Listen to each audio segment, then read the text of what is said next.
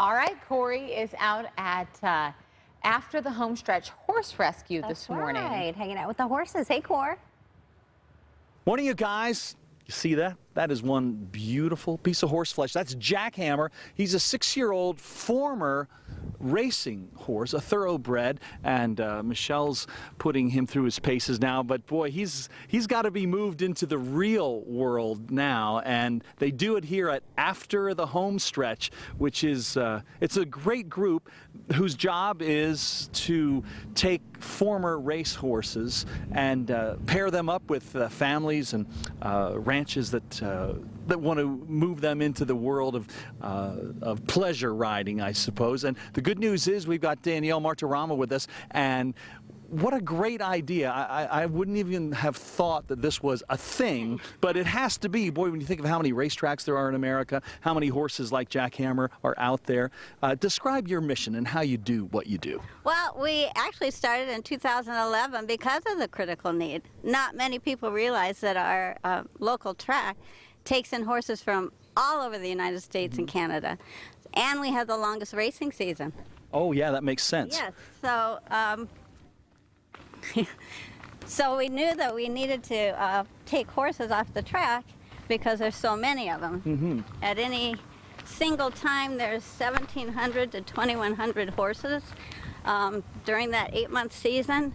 So the chances of any one of them needing another career and a new home is pretty great. Yeah, I can see how you must be busy all the time. Well, now as we're kind of heading through your stable area here, your enclosures, what are these horses like when they get to you? Like when they first meet you, what's their attitude, having come off such a high pressure environment?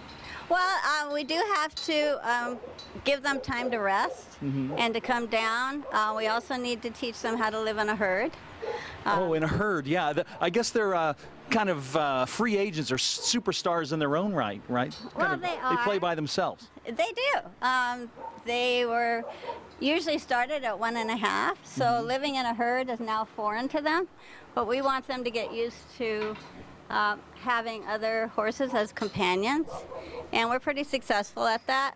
We divide them up by personality and by injury so that every horse is safe and every horse is next to a horse that they would get along with. Well, I love the whole idea. Well, next time we get together, we're going to find out how you can get involved in not only in perhaps taking on one of these beautiful animals yourself, but helping after the Homestretch move to their new property. They're expanding and they need help to get a hold of the place next door, and you can be part of that terrific mission. So more coming your way from After the Homestretch in just a few.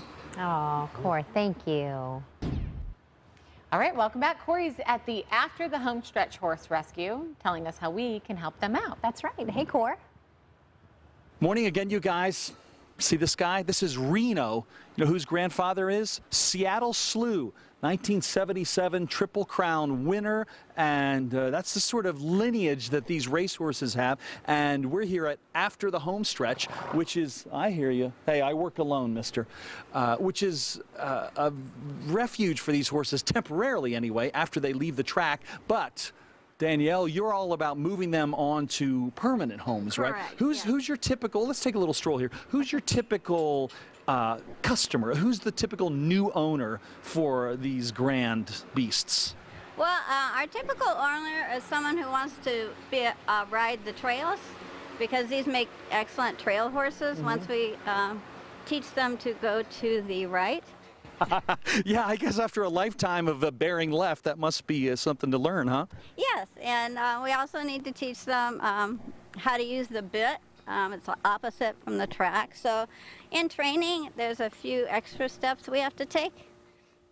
Well, I would say that owning a fine animal like this, it's I would think it would be a source of pride for folks. I mean, we've owned a quarter horse in our family, but boy, to have a thoroughbred, it'd be almost like owning an Arabian, a horse that's such a high performance animal. And they must be, I imagine, pretty pleased to enjoy the life that comes after the track, if it's a comfortable one.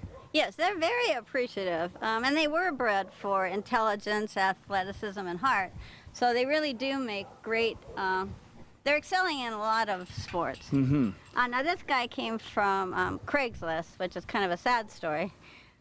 So we're trying to rehab him. He's our hardest rehab right now. I see. Well, tell me how people can help you out, because you're moving from this property. Yes. I'll come over this way just a hair. But you're trying to get across the street, bigger, lots more room for you. How can folks who love these animals help you out? Well, we are in the middle of a capital campaign. We've identified a 5-acre property that we wish to purchase, because that will be guarantee that our mission will continue. And it is ideal. So we're raising funds. You can go to our website and help us to close escrow. We are in an escrow. So we're pretty excited about the future of After the Homestretch, because now it will have a future. Love that. Well, here comes Reno to put an exclamation point on things for us. Again, your website is?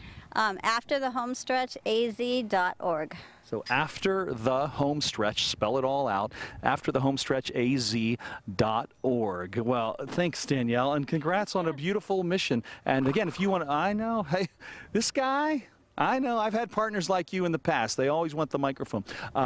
If you want to get involved in making sure that grand animals like this have a home in the future with somebody who really appreciates them, you can do so by getting on their website. All right, that'll do it for now. See you soon. What a great organization.